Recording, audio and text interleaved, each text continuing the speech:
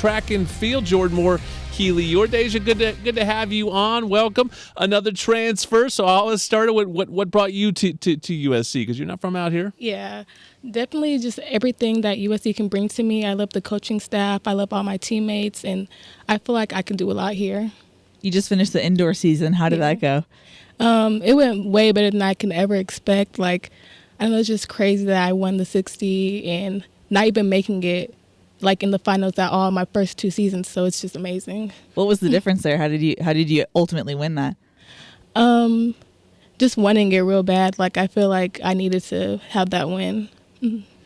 Is the 60, if people don't realize this, that you just ran indoor track and field. Now it's the outdoor track and field season. The two just run right into each other, basically. So from an athletic perspective, you basically don't stop. But the difference now is it becomes 100 in the outdoor, which is what everyone's used to.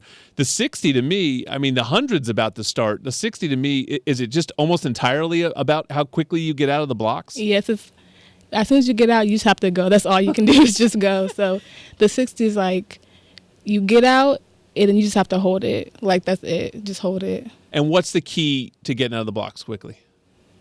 Think like exploding out, basically. You just explode. It's insane how technical the adjustments you have to make. You're talking about milliseconds and seconds. Does that get frustrating at all that you have to really fine tune everything? No, not really. I think it's all about track. It's like finding the little things to make you better. So I think it's just you're used to it at this point. Yeah. And then what's the difference for you when you run the 100 versus run the 200, or run the 60 versus run the 200? Everything is just about the ending, really. So the 60 is the start, but once you get to the longer stuff, it's just holding it towards the end. So the 200, you get a good curve, but you still have the last 100 to go. So you just have to hold what you built from the curve, and then the 100, you just get out the 60 and just try to hold it for the rest. What's it been like working with Coach Watts?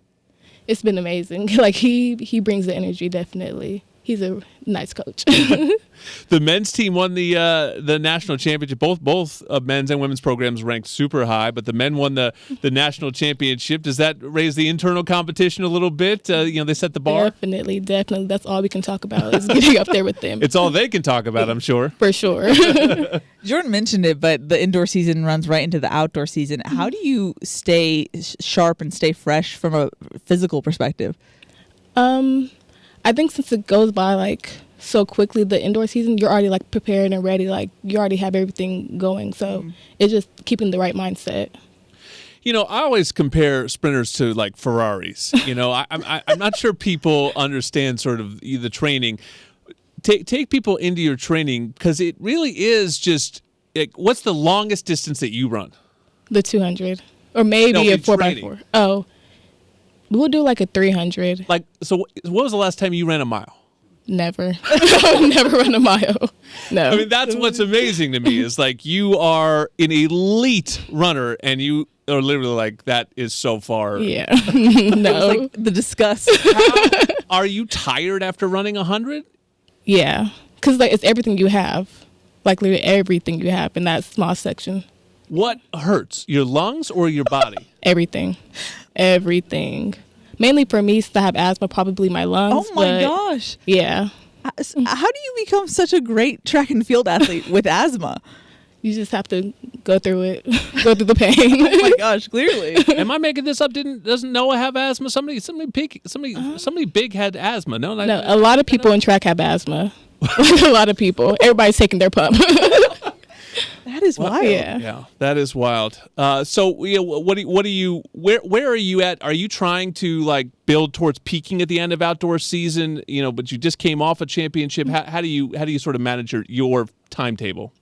It's all about how you separate the meets and what you do in practice.